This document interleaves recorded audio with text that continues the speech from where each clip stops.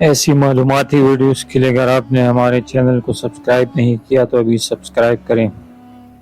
برکت کو سمجھنے کے لیے ایک مثال۔ ایک شخص نے حضرت علی بن ابی طالب سے سوال کیا کہ کتے بیک وقت 7 بچے جنتے ہیں جبکہ بھیڑ بکریاں بیک وقت 1 یا 2 یا پھر کبھی 3 بچے جنتے ہیں۔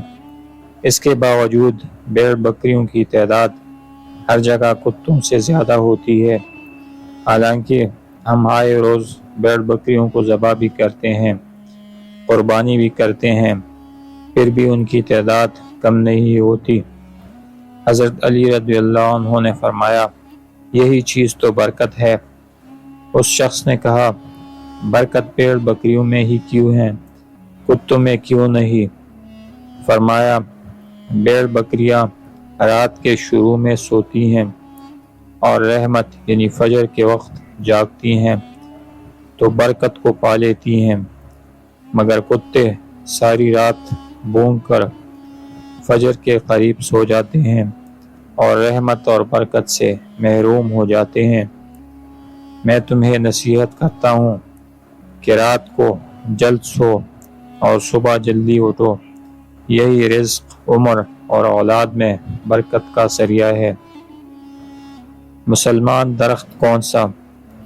رسول اللہ صلی اللہ علیہ وسلم نے فرمایا، ایک درخت ایسا بھی ہے جس پر کبھی خزاں نہیں آتی۔ مسلمانوں کو اس درخت سے تشبیہ دی جا سکتی ہے۔ بتاؤ بھلا وہ کون سا درخت ہے؟ یہ سن کر صحابہ کرام کے خیالات جنگل کے مختلف درختوں کی طرف گئے۔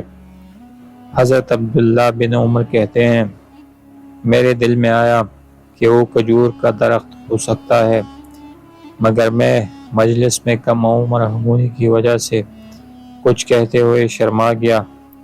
پھر صحابہ کرام نے عرض کیا، یا رسول اللہ صلی اللہ علیہ وسلم، آپ ہی بتا دیے وہ کون سا درخت ہے؟